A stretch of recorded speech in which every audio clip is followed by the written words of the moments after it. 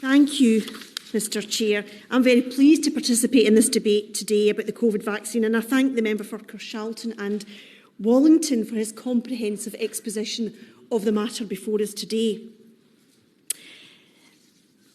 It's simply not the case, as we can all agree, that either the UK or the Scottish Government has any plans to mandate the COVID vaccine to make it compulsory. Indeed, the Scottish Government and I believe the UK Government has explicitly said that it will not utilise coercive measures to ensure compliance and increase vaccination rates. But before I go any further, Mr Chair, I would just like to say, and I believe it's already been said, that we are in a very, very fortunate position when we are sitting here today able to even discuss and debate the rollout of a vaccine. What a marvel. And 6 months ago, we would have been delighted to be in this position, because finally we can see an end to this terrible damage and restriction that this deadly virus has placed on all our lives and too often cost lives.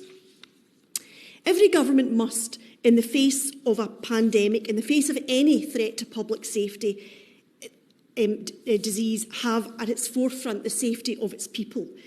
And that must be the overriding and principal concern. And the public, who on the whole have been extremely compliant with regards to restrictions, will overwhelmingly, I believe, and collectively be breathing a sigh of relief that we now have a vaccine which will help to end or begin to see the end of these terrible days, not just to allow us to resume some kind of normality, but which will save lives. And we in particular, of course, are bearing in mind the lives of our older people who are particularly vulnerable to this terrible disease. Now, I'm not going to be philosophical, Mr Chair, because my personal view, and maybe I'm just an eternal optimist, but my personal view is that judging from the high levels of public compliance with public health measures, which we've all found very difficult, but despite that, there has been overwhelming public compliance. I believe, by the same token, the take-up of this vaccine will be very high indeed. Of course, individuals can choose, if they so wish, to refuse the vaccine. But I honestly believe that the overwhelming majority will have the vaccine, just as the overwhelming majority of those eligible take advantage of the flu vaccine. Just as those parents ensure that the rotavirus vaccine is administered to their children, that the vaccine to protect their children against diphtheria is taken up, the vaccine to protect them against hepatitis B, to protect them against haemophilus influenza, to protect them against polio, to protect them against tetanus, and to protect them against whooping cough. Such vaccinations are given to children.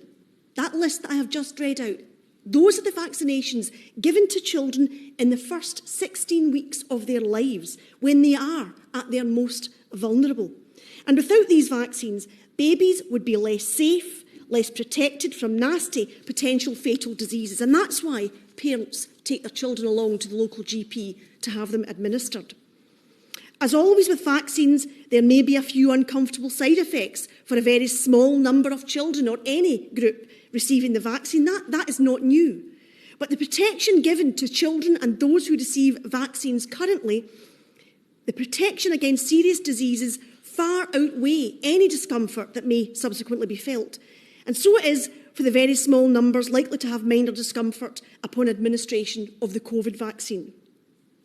Now, whilst I appreciate that more tests are required to perfect a COVID vaccine for children, because such vaccines are always tested on adults first, currently, from the age of 1 to 16 years old, 5 more vaccines may be administered to children until we get to older people who may be offered several other vaccines from the age of 65 years. There's even a shingles vaccine. And even when pregnant, women are offered a whooping cough vaccine. So vaccines are entwined, they are embedded into many, many aspects of our lives at various stages. And all of them are perfectly safe. There's a range of vaccines which are a normal part of our lives, and we accept these readily because we know that they are very important for our health and well-being. Now, I read that with the COVID vaccine, it seems that we need 70% of our population vaccinated before we can return to normality, although I take on board the point made by the Honourable Member for Winchester, what he said with regard to that. But regardless of all of that, I hope and believe that take-up will be higher than 70% by the time that rollout is complete. And regarding ongoing restrictions for those who may choose not to take up the vaccine, as far as I am aware, only Qantas Airlines has said it will not carry passengers who cannot prove that they have been vaccinated. But we don't know yet if that's a knee-jerk reaction by Qantas. We don't know if Qantas will be a lone voice or if individual businesses will seek to impose conditions on the public to access its services whilst the vaccine is rolled out. But we shall see. But I honestly doubt that that will happen. And certainly, it seems unlikely that businesses would be able to legally insist that those that they employ must be vaccinated. Although there is a word of caution in all this. Nobody is denying that people have the right to refuse the vaccine, but there is something else to consider.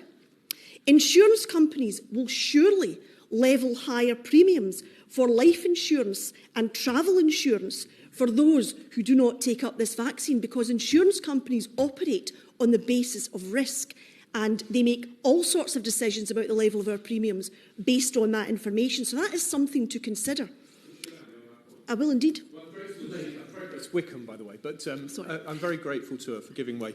I agree with her on this point. If people take a choice about their own person, which increases their own personal risk, and then ask somebody to insure them for it, it's completely reasonable to charge a higher premium.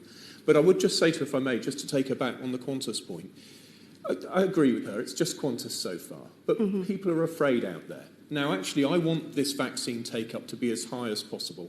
So would she just agree with me that we, in this place, in order to provide leadership on a cross-party basis, do need to appeal to business owners and others to be reasonable about what they do? Yes, I do agree. I think the reason I talked about Qantas is I do think it's a knee-jerk reaction. I think as the vaccine is rolled out, people are afraid. I think there's more information as they see that more and more people are taking up the vaccine with no ill effects. I think both business and the general public who might have concerns, I think that will all start to dissipate. Maybe I'm just an eternal optimist, but I genuinely believe that will happen because vaccinations are not new. Now, what I have heard from constituents and what I have read is that the overwhelming majority of people want to stop having to worry about this virus. They want an end to these restrictions that we face as soon as that is safely possible. They want a vaccine to help put this dark time behind us, and they want these things to be delivered as soon as it's possible to do so. Many have contacted me, and I'm sure that I'm not alone in this chamber in saying so. Many have contacted me and have asked that as a priority in the rollout of this vaccine, if we could include those who are living with a terminal condition, which makes their vulnerability to the virus very concerning. And I share their view that those who are living with a terminal condition ought to be prioritised to receive the vaccine. And I throw that in, Mr Chair, because it's important at this point, when we're talking about concerns about the vaccine, there's also concerns about groups who feel they may be excluded from being prioritised, which is very important. For giving way. One of the concerns that the Honourable Lady has outlined on behalf of those who have perhaps terminal illnesses, the families want to enjoy that bit of time with their loved one as well. I don't think we can ever ignore, Mr Chairman, I think we can never ignore their feelings and their input into that as well. Yeah. Anybody whose immunity system is compromised, I would expect and hope that they would be prioritised in the rollouts, and that's important because it has to enjoy whatever time they have. There is a minority, and I believe it is a minority, who are concerned about this vaccine's safety and or its efficacy. And there is a job, as we've heard, there is a job to do in convincing them that this vaccine is safe. And this vaccine is the work of top scientists and experts in the field and is as safe as the vaccinations that the people who have concerns have. It's as safe as the vaccinations that have been administered with their consent to their own children when they were but babes in arms. Yes, we have a vaccine for COVID-19 that's been delivered at breathtaking speed in scientific terms. However, that shouldn't be a cause for concern or alarm. That should be a cause for pride. That should be a cause of a great sense of achievement that wonderful scientists and dedicated teams have worked flat out to deliver this vaccine, to have rigorously tested it, undertaken mass trials with thousands of human volunteers to ensure that this vaccine is safe and effective. The higher prevalence of COVID-19 in the population compared with other viruses against which vaccines have been developed has led to a much faster rate of infection of test control groups, meaning conclusions about efficiency were faster. And the level of funding for this vaccine has enabled the rapid development of it as well, since there's been no delay due to financial considerations. Add to this, Mr. Chair, the advances in technology to enable the mass manufacturing of huge quantities of the vaccine alongside a global effort involving almost every scientific research institute, global health organisation and country, bringing together global state and private power as opposed to relying on a handful of scientists working for a small number of private companies. If you take all that into account, we can appreciate how it was this vaccine has been delivered in record time. That's the message, and that's the information that needs to be relayed again and again to allay the fears of those who are concerned about the safety and or efficacy of this vaccine. But this may not always be easy, with disinformation and conspiracy theories thriving on the internet.